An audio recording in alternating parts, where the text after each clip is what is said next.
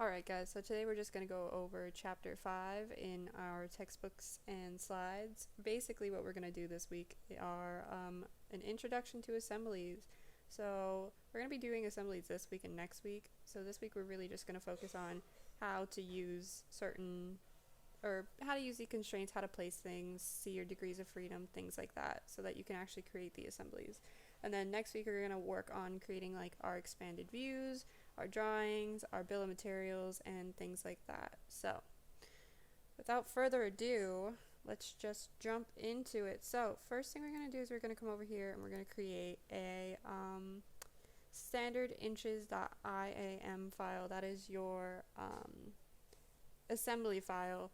Please make sure that if you are using models that are in inches, that you use an inches assembly file, and if you're using models that are in millimeters, that they are in a millimeter assembly file. So we're going to click create. All of the things that I've created for us to just work with today are in inches, so no problem. So first thing we're going to do is click this place button. We're going to go in and we're going to work with this little step piece that I made. So before you click down, just right click and click place grounded at origin. So that'll be grounded right there, as you can see.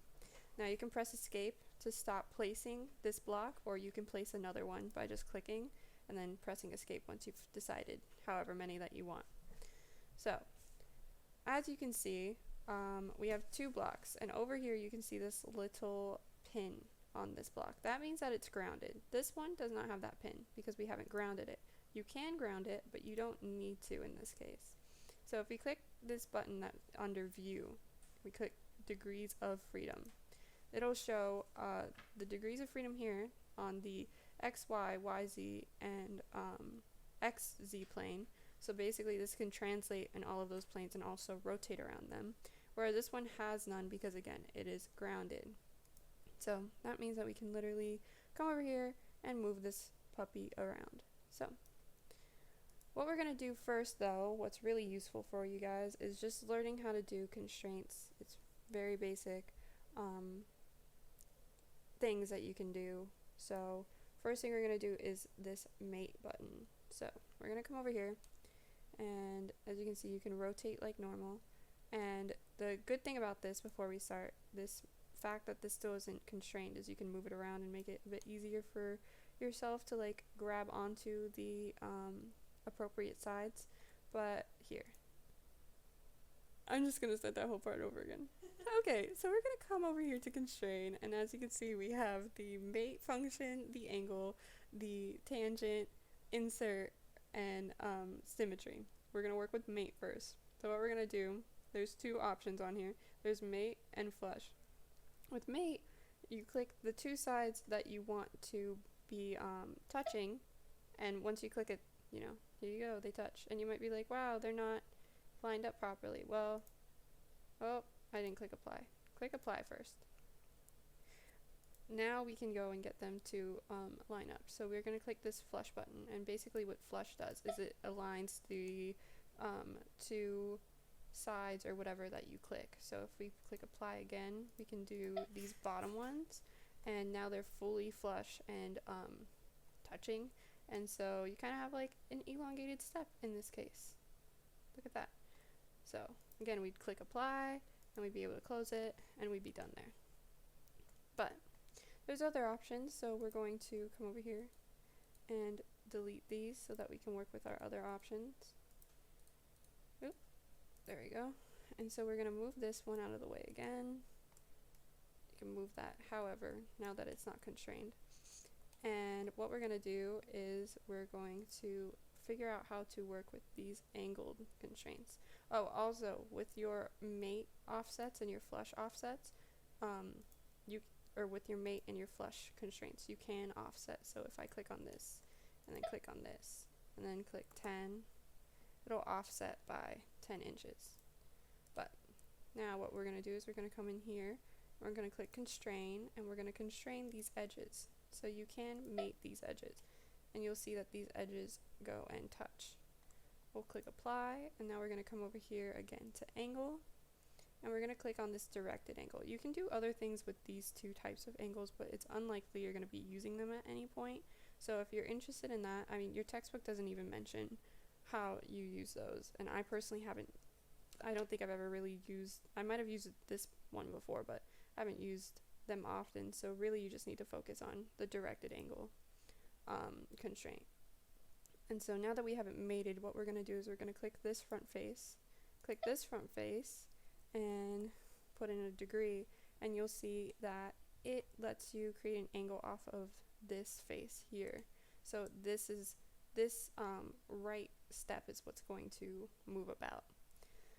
So it's important to note that depending on what you click, really you're going to have it's going to, you know, give you an angle off of a different reference. So make sure that you're thinking about what you're clicking and where you want these angles to reference off of. And if you're struggling with that, it's probably Inventor's fault, because Inventor is terrible sometimes. But if you're struggling with that, you can always reach out to me and we'll try and figure it out.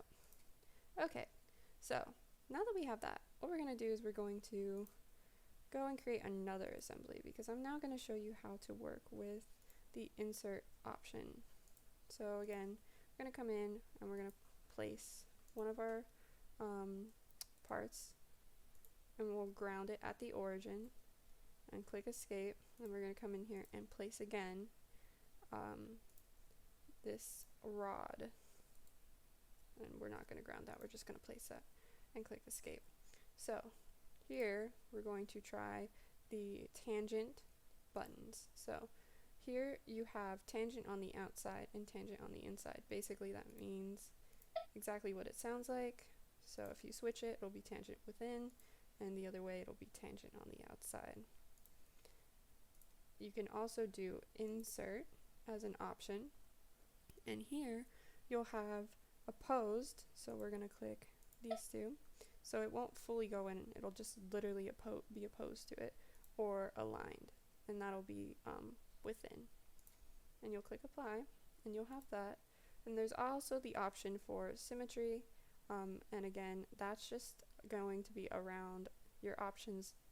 The things that you have to select for symmetry would be the 2 points that you want, or the 2 faces that you want to have symmetry for, and then the symmetry plane.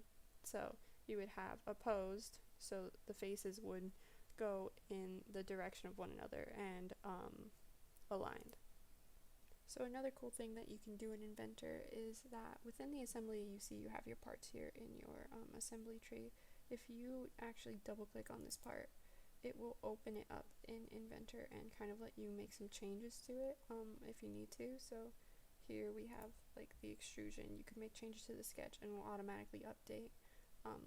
If you do something that doesn't necessarily fit with your constraints, you might run into some issues, but otherwise you can update in the assembly file.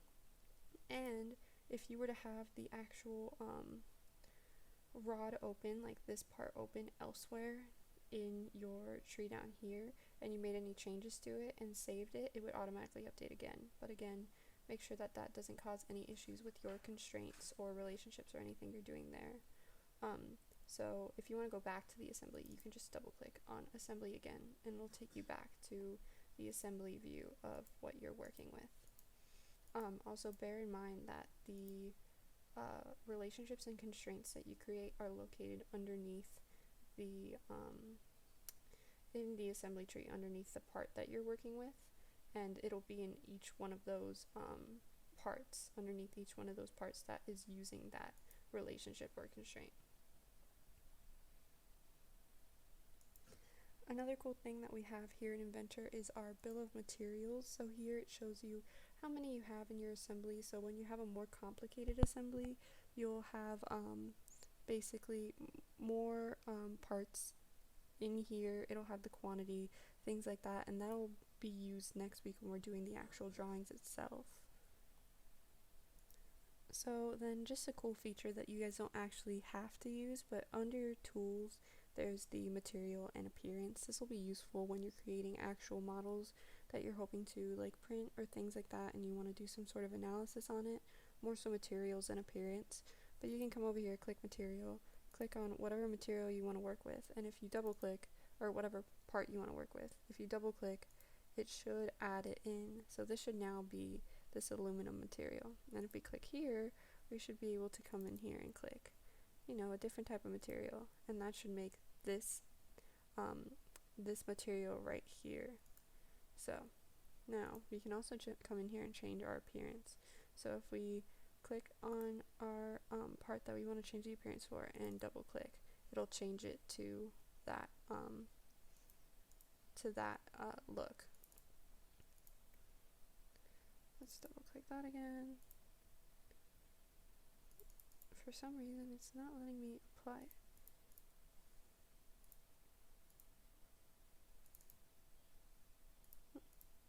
There we go. And then going in appearance here, again, we can come over here, click the color, and that'll change those colors in there. Again, this is just something that you can do to add to your drawing or assembly file.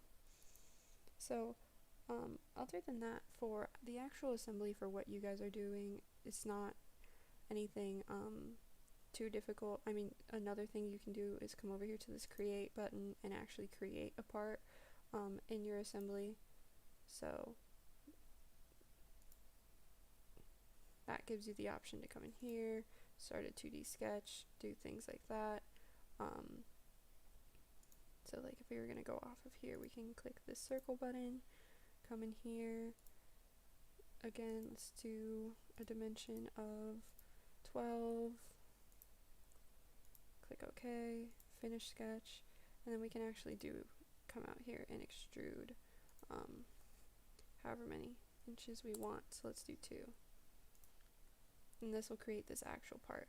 When we were doing the previous extrusions, and you'll click return to return, but when we were doing this 3D model and sketch over here, you weren't able to actually extrude because you could only make changes to the assembly that you had. Whereas if you're coming in here and creating a new part, you can extrude and do whatever you would do normally. So finally, here I have opened up my course project from last semester where we were supposed to redesign and create a new and better type of pipette.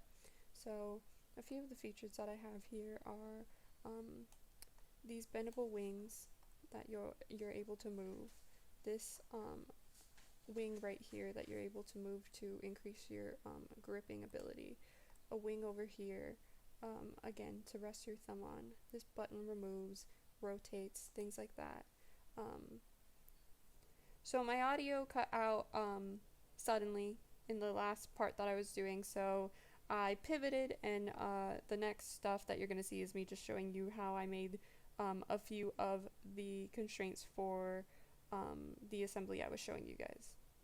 Alright guys, so what we're going to do today is I'm going to give you a really quick rundown and real life example of an assembly using just part of my assembly from my IE 305 course project.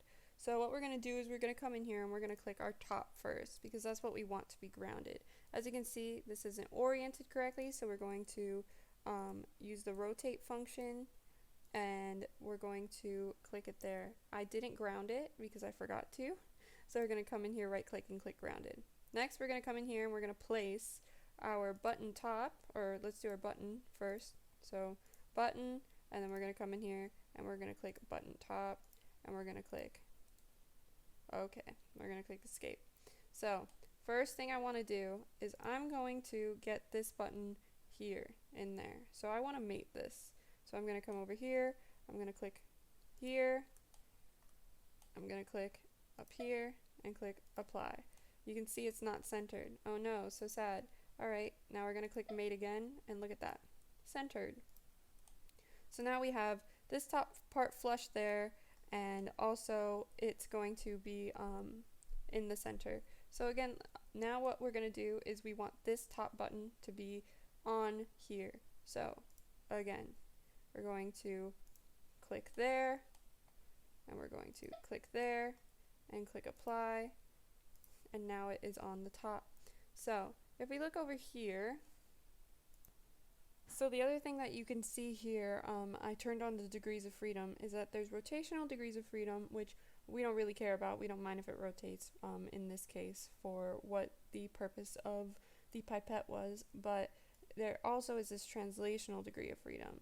So again, we do want this button to be removable, but for the sake of our assembly, what we're going to do is we're going to come in here and we're going to constrain it by using the mate option again.